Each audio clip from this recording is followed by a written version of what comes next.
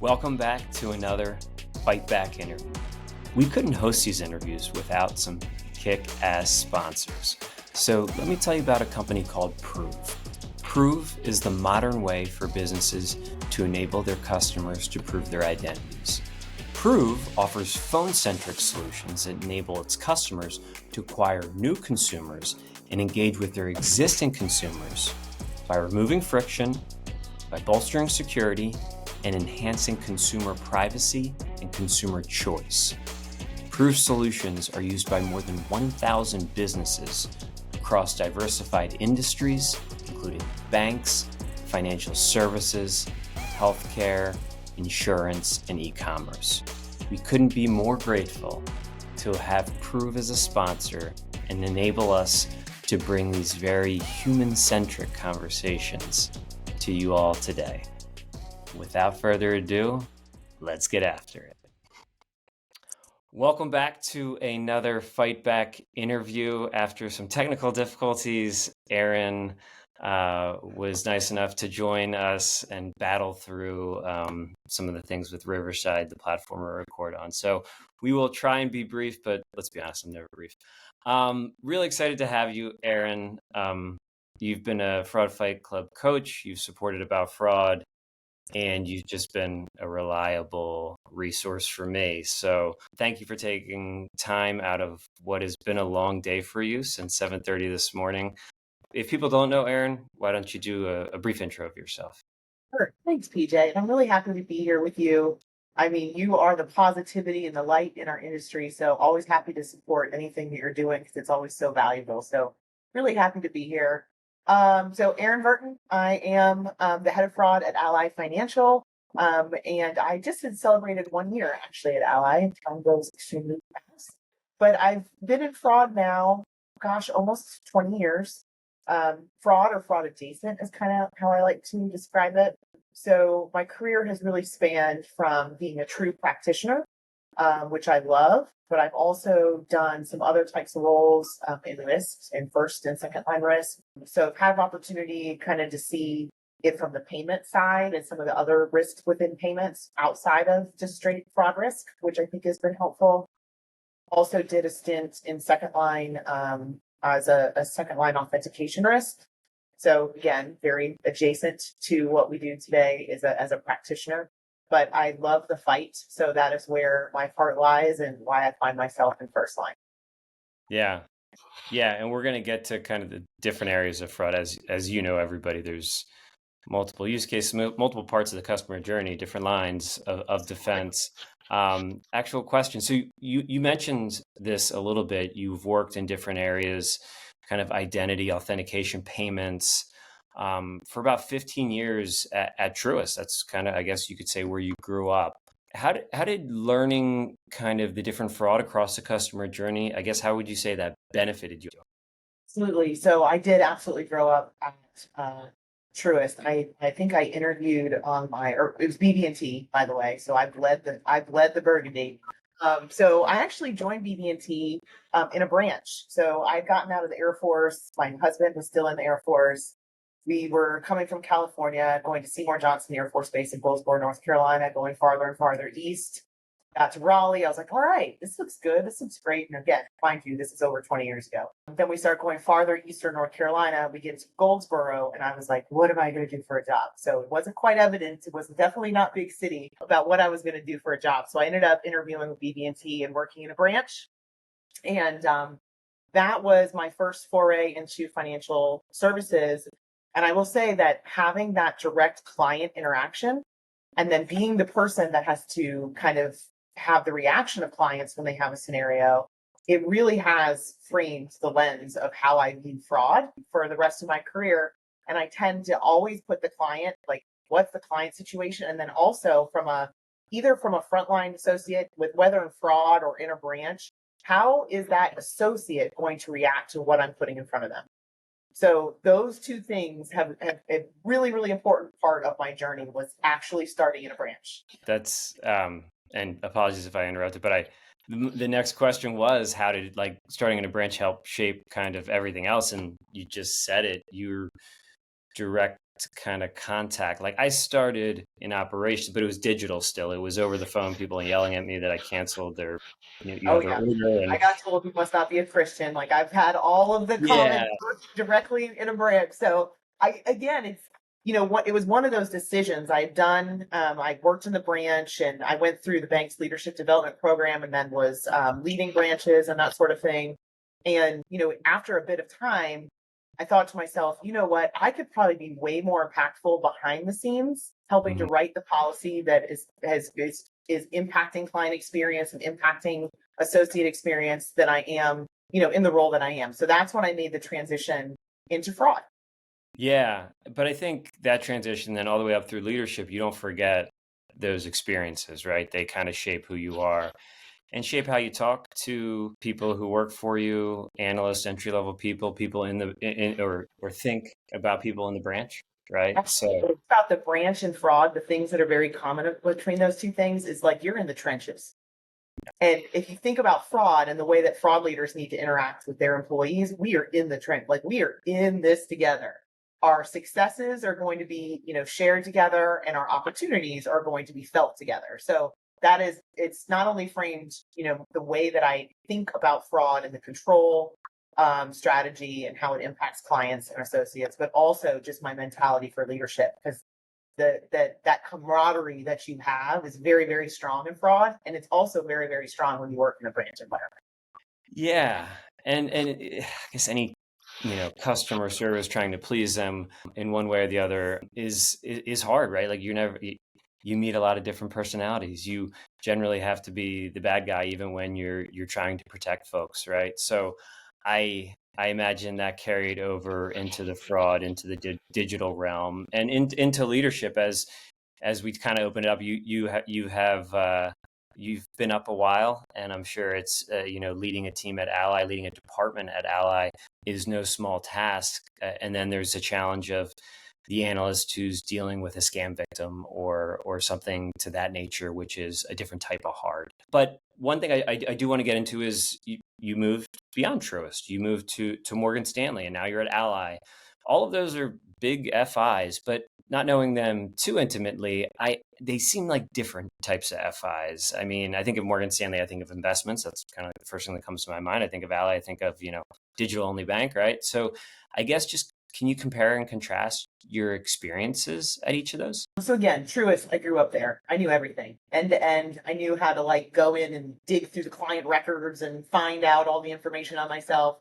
So, or not on myself. Sorry, I wasn't doing that. That would be against policy. Find information myself, and really had a very good grasp of how everything worked at BB&T Truist. I left soon after the merger. Then I moved to Morgan Stanley, and Morgan Stanley is a behemoth of a Wall Street bank, right? Very different client base than a traditional bank, and the fraud was very, very different. The impact of the fraud could be extremely different as well. But we also had Morgan Stanley had just made the acquisition of E-Trade. So that was my first foray into also managing fraud for a brokerage platform. So definitely, the risks are still the same. New account fraud, account takeover, those types of risks are still the same. But the way that the fraud is enacted and the exhaust mechanisms are a bit different. So that was new. So big learning experience for me, a lot of opportunities to kind of just experience a different side of it. So that was very, very interesting. So you had more traditional Morgan Stanley, then you had, the E-Trade side had a bank and a brokerage as well. So managed all of those platforms. And Morgan Stanley, you wouldn't, I did not realize this when I joined, but just, such a great institution, but also just very technology driven. And I was actually in the technology department. So that was also exciting just to have fraud be part of a technology division is different than my previous experience where fraud had been maybe very operational in nature, or sometimes it was aligned eventually within Truist, I was aligned with under financial crimes umbrella. So then to have the experience of being in a different business unit, I think was also a really good learning experience just to see it done differently at another organization. Yeah. Yeah, no, it's interesting to see how each bank, community bank, credit union, fintech, how they align and where they put fraud. Again, I'll relate a bit more on the merchant side. And people chucked it under customer service, at one point if you're a small enough merch. And it's just like, there's elements of that. You do need to talk when you've done potentially made a mistake, or you just need to talk them through, help them understand what happened, credit card compromise. But I guess as you move to Ally, how did then your perspective change on how, compared to the other ones? It's its own animal, but we'll say fraud is fraud is fraud. Anywhere that you go, we're all dealing with the same type of attack vectors, regardless of the institutions. So I think, that's been the constant, is the existing threats that we're used to, the emerging threats. You're going to see them at every institution. I think one thing with, working at an Ally or a Morgan Stanley, that's interesting is sometimes, a lot of times, due to scale, like bad actors, they have ROIs just like we do. And due to scale, they might attack some of, the top three, the top five first. So a lot of times you'll see some of your peers experiencing some attacks, but then you're able, through all of this collaboration that we do in the industry, to learn about some of those things and then go see what's happening in your institution and then apply some of those learnings. So that, I think, has been beneficial for me here at Ally, is the collaboration with the industry and knowing what's coming and being on the lookout for it so we can be proactive to protect our customers. Yeah. I mean, it's the whole reason we exist, is to try and connect people with resources and relationships. Realizing relationships is even more important than the resources, because the people and you've been fighting fraud for about 20 years. Some are 30 plus, some are retired, and people build a Rolodex of people they trust and people they can learn from and people they get information from, and they have, chat channels or maybe WhatsApp groups. But that not everybody has that, and it shouldn't take 20, 30 years of work to develop it. So supercharging that, I think, is so important, and kind of finding your tribe of people that can support you and you support them, right? Mutual level of help. So And again, yeah. this industry, that's one of the reasons we're so amazing. But it is up to us that have been in the industry for a while to make sure that we're making those connections for other people. I find that is my responsibility for the people in my organization, to make sure that, hey, have you met this person? If you're going to this conference, I'm going to go ahead and set up some meetings for you beforehand so that you don't show up like, I don't know anybody, I'm uncomfortable. Yeah. You walk in and there's somebody like, hey, Erin said that I should come up and introduce myself. So I try to make sure that I do that for my people before sending them out, because I've had that support throughout my career. Yeah. And I'm trying to be that support for other people as well. That's great. I mean, I think about that all the time, because what are the most successful community people where people are comfortable, and kind of, you have introverts, you have extroverts. I would argue you probably have way more introverts in fraud prevention as you get into analytics and operations and product and even leadership roles. And people, yes, you have some people who are more comfortable on stage, but that's not the majority. So you get to these big conferences with these names and people and leaders, and it's not just like, oh yeah, just go up and strike up a relationship in a network, and then you have a phone a friend for life. So how can you as a leader, that's awesome, enable your team, and how can we as a larger group enable lots of different companies and leaders to do that? And it's not an exact science, it's probably more of an art, but I do think comfort and welcoming and kind of acceptance and kind of that collaborative nature, which can be tough when you're trying to look out for your own bank and you have a million different priorities, but you do a great job balancing that. So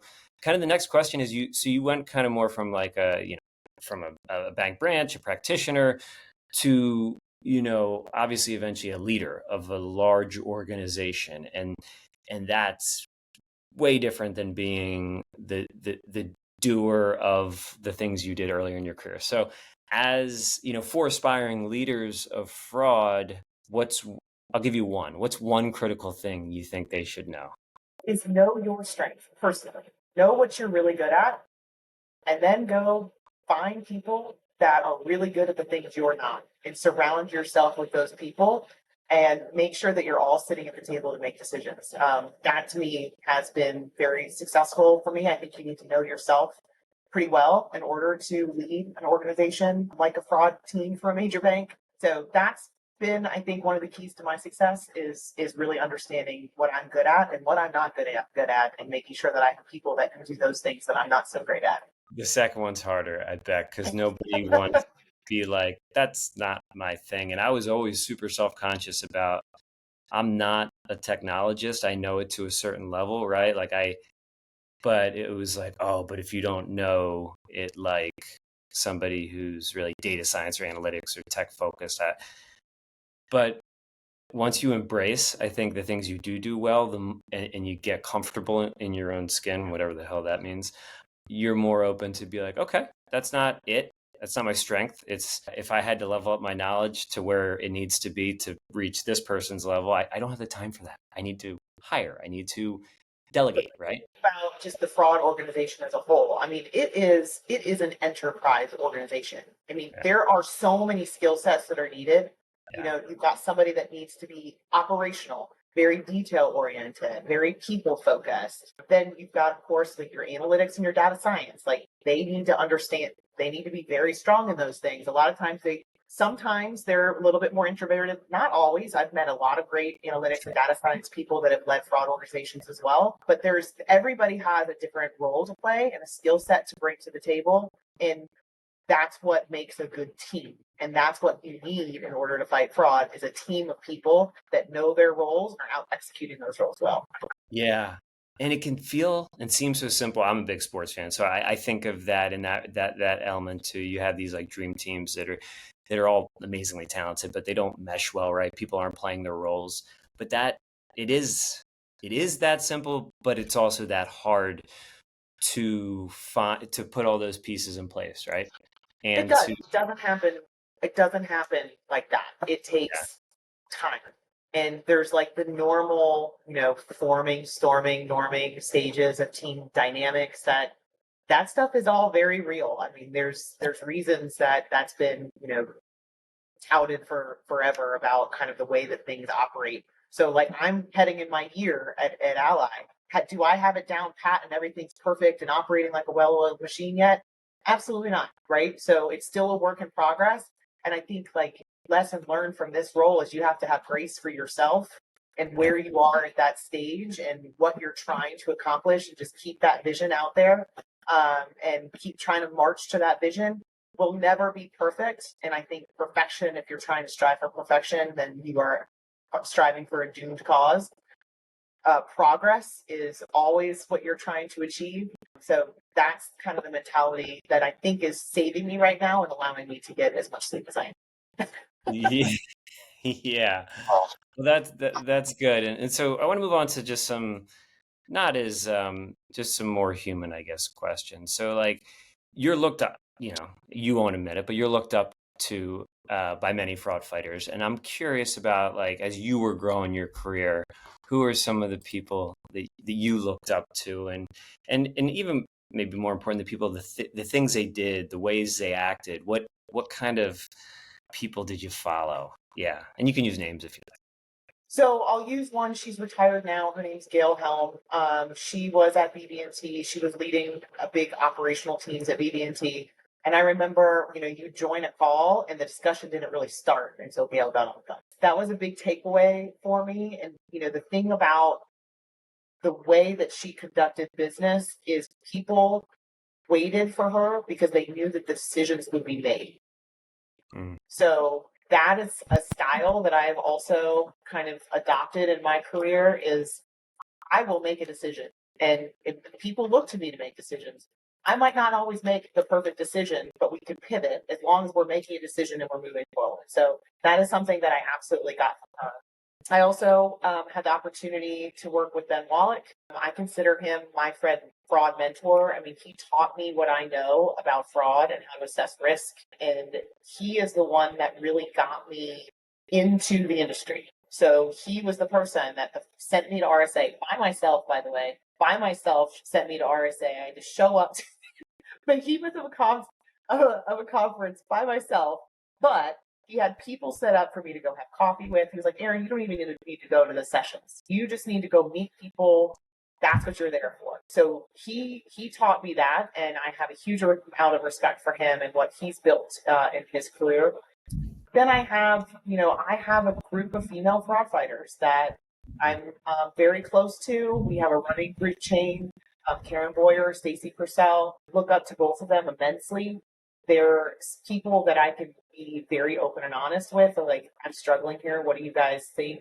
So that's my personal tribe that helped me kind of figure things out. And I go to bitch about things, but I also go to celebrate things that I And wouldn't necessarily celebrate in front of everybody. So, but and then I those are work real with just human a ton of things. great people. Yeah, I work with just a ton of great people. I've worked with fantastic people, throughout my career. A gentleman named Mark Scott that was at Morgan Stanley, such a mentor to me professionally. So he's been was a big influence in my career as well.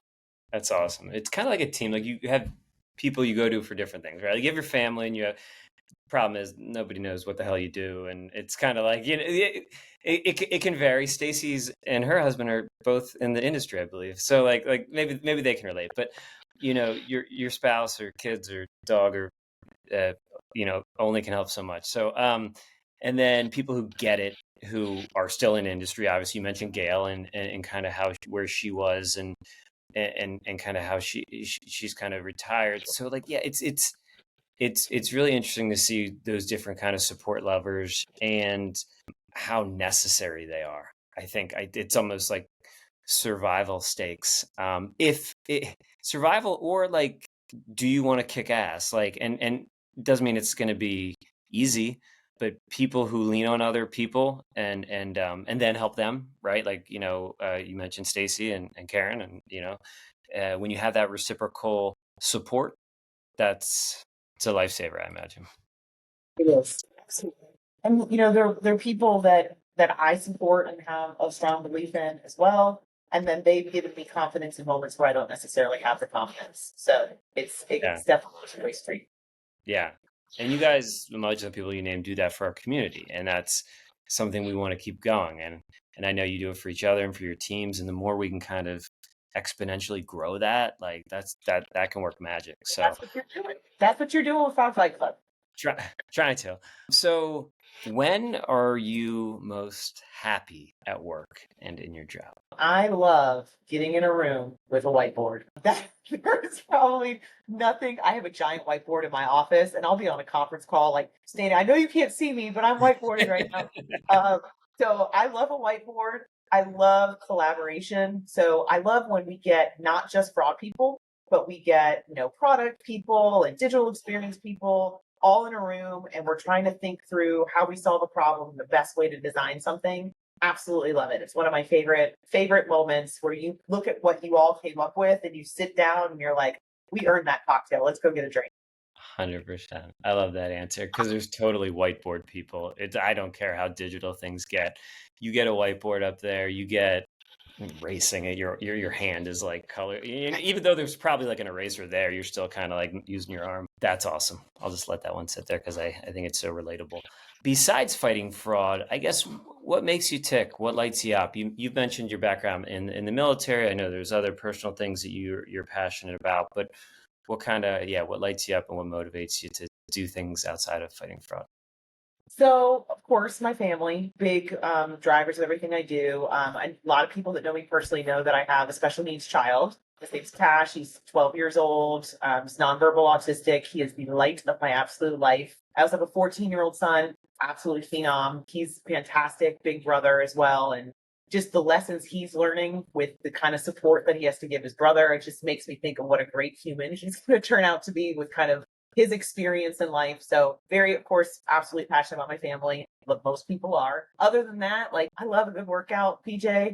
It is the thing that keeps me sane. So my husband and I, we have a routine. We wake up in the morning, we exercise together, and it's something that has, kept us strong. We're 21 years this year, 21 years strong. So those are just the thing, like the simple little things that bring me joy that I know make me happy. So I make sure that I have time and energy for those things.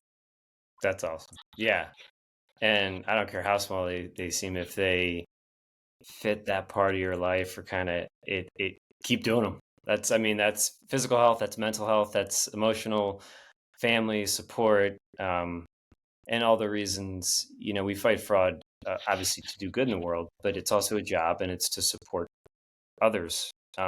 Right. So, and those others everyone can relate with, their family in whatever way that looks, are, like you said, generally the most important thing. So Love what I do. I think that fraud is the most interesting thing in financial services. I remember when I told my parents that I was working at a bank, they were like, "You're working at a bank?" My high school career test said I should be a cruise director. Okay, so cruise. Oh, all banking. right. But then if you look at what I do for a living, I'm like, well, it sure as heck looks like a cruise director. Like I make sure that these people are happy. I make sure that does the dining room have food and is the buffet filled? Like there is The a lot soft of skills are transferable. We'll absolutely, say that. absolutely. But I love what I do. I'm lucky to love what I do and find it as interesting and exciting. But I think it's a job, right? And it's a job, and my family is my life. Yeah, I think we all have to um, be real about that. And I don't know anybody who wouldn't be real about that. And two things can be true. You can be in it for professional success and supporting folks and making their lives better, however that looks. And what you do does good for people you'll never meet in your entire life. So I think it should be a win-win in that regard. All right. Well, I think we're going to wrap up. It's been a long day for you, and this honestly has had already so many good insights and authentic takeaways. So we call these fight back interviews mainly just because I put fight in everything, but also because it's not easy. Blood, sweat, tears, whatever you want to call it, fighting fraud. So like, I'm curious what keeps people fighting back. We mentioned the job tick. It's good to have one of those, but beyond that, I guess, what keeps you fighting back? So one of the things about fraud that I think is just so great is you can see if you make a strategy change, you can see the impact of that pretty quickly. There is a little bit of it's not instantaneous gratification, but it's like I've got an adversary that's coming at me, and now I'm going to use my brain to match that adversary, and we're going to come up with a strategy, and then you're able to see the impact, like the fix of that. So like that is one of the things that keeps me coming back. It's so rewarding. Then there's also the moments where something goes wrong and you have a big loss. So that's always unfortunate. Never like those days when I get noticed, hey, Erin, high dollar loss coming through. But it is gratifying when when you use your network and you figure it out and you get that money back for your customer. Hugely gratifying because, as we all know, scams right now are kind of the name of the game. And so a lot of times these losses are not necessarily losses that the bank is going to take loss for. These are customers that are sending their own money. Sometimes we've warned them several times. I think everybody probably watching this interview is very, very familiar with that. But when we're able to do something to actually either A, convince that customer not to send it because we stop it, that's hugely gratifying. And we celebrate those wins. Then when we're able to recover that money, we absolutely celebrate those wins. Those are like celebrated just as much as when we recover something that the bank's going to take a loss for. So Yeah.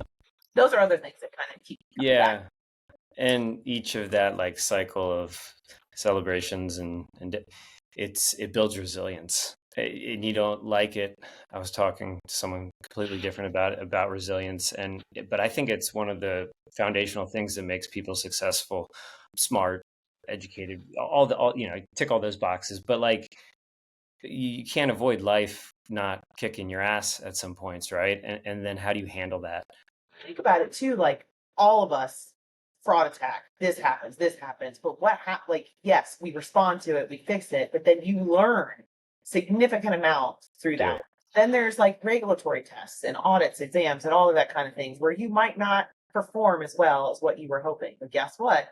You sure as heck learn from that and you take it from job to job to job to job. So all of your failures end up being the way that you turn into the person that's leading the head of fraud, because I've had a whole lot of failures and I've learned a lot from those failures. Yeah, you could have thrown that Why? towel in a while ago and been like, "Oh, this is," Exactly. But but that's those right. failures are what teach you. Yeah, and it's not easy. It's a shift of mindset, and I think the more more confidence you get, again, having people to support you, and then you lean into it and you're like, all right, I'm going to learn from this, and not I'm an idiot, I suck at this, whatever brains like telling themselves. Usually not very helpful. Cool. So great chatting with you. I have no official way of wrapping these things up. It's usually awkward. And I'm like, and that's the end of our Fight Back interview. So that's the end of our Fight Back interview. Thank you so much. I hope I'll see you at Fraud Fight Club next year, but maybe before then. Who knows if I can make it up to Charlotte, or I know you're super busy. But thanks for taking close to an hour and for troubleshooting technology early on in this. We really appreciate it. We got it to work. I appreciate you. It's always good chatting with you.